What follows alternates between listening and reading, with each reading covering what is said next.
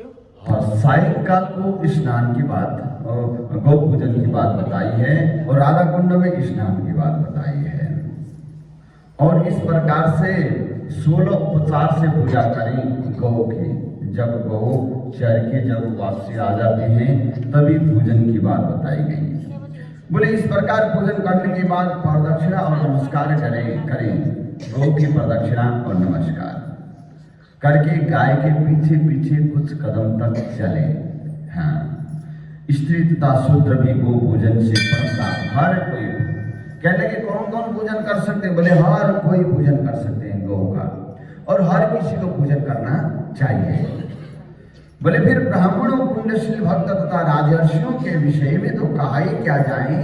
33 कोटि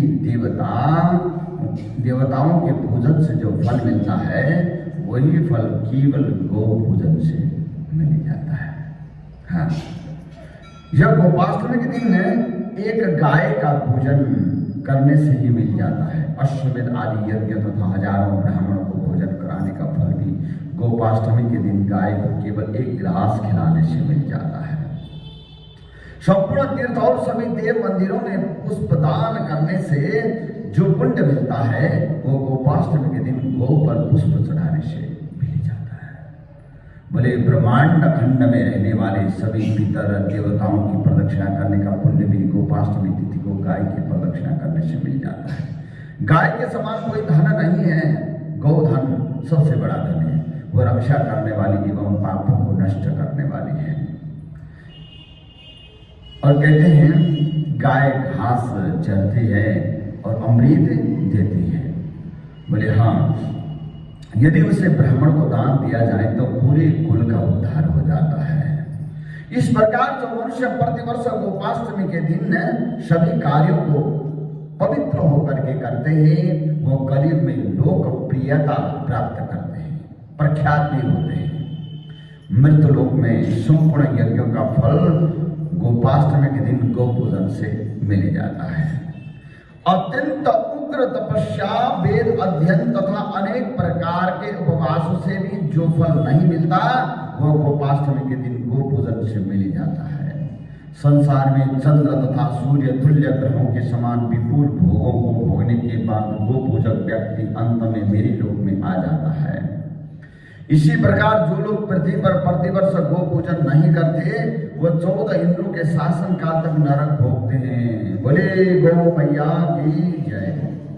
बोले जो लोग गोपाष्टमी को गाय की पूजा नहीं करते वह अंधे, बहरे, कुबड़े तथा कोढ़ी बनकर जन्म लेते हैं।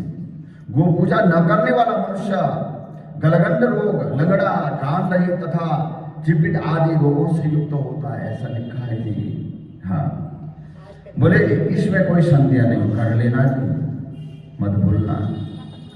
हाँ, जो मनुष्य गोपाष्टमी के दिन गाय का विधि पूर्वक पूजन करता है उसकी दुर्गति नहीं होती, वह सनातन ब्रह्मलोक को चला जाता है। गोपाष्टमी के दिन यदि सायंकाल श्रवण नक्षत्र अगर हो तो वह जयंती नामक योग बनता है, उसमें पूजन करने से ज्यादा फल मिल जाता है।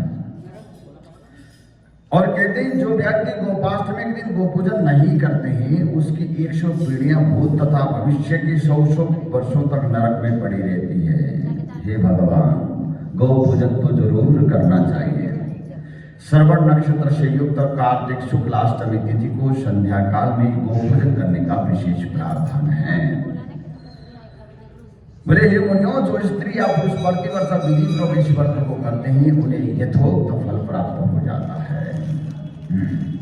इस व्रत से मनुष्य को पुत्र संतान तथा आरोग्य की प्राप्ति होती है। हाँ, और जो मनुष्य गोपाष्टमी के दिन विधि पूर्वक गोपूजन करता है वह भयंकर यम मार्ग को त्याग कर विष्णु लोक को परम पद को प्राप्त हो जाते हैं। और जिस दिन संध्या के समय अगर श्रवण नक्षत्र हो तो उस दिन गोपूजन की विशेष महिमा बताई गई है। और वह कौन कौन तर जाते हैं गौ पूजन से? उन्होंने प्रश्न किया। बोले गौ पूजन से ब्रह्मत्या, स्त्री स्वर्ण की चोरी करने वाला, हाँ, सुरापान करने वाला आदि आदि, ये सब जो है ना पाप से मुक्त हो जाते हैं। और गोपाष्टमी को गोपूजन करने से सनातन लोक की प्राप्ति होती है। फिर कलयुग के पापों के विषय में तो कहा ही क्या जाए। बोले ये संपूर्ण पाप विनाश हो जाते हैं गोपूजन से, और इससे बढ़कर कोई दान तीर्थ तथा तपस्या भी नहीं है। गोपूजन सबसे बढ़कर है। जो मनुष्य इस कथा को सुन भी लेते हैं ना, उनको भी गोपूजन का फल मिल जाता है। बोले गोविंद भगवान की जय। नाथ परतरम दानम नाथस्थीर्थम परम पदम यैदम शृणुयान मर्त्यो यस्सापि परिचक्षते। बोले जो ये सुन भी लेते हैं ना, उनको भी गोपूजन का पूरा फल मिल जाता है। इन्हीं कथा प्रसंग के साथ हम जो गोपाष्टमी की कथा को यहीं पर विश्राम करेंगे। अब हम आज है नौमी तिथि।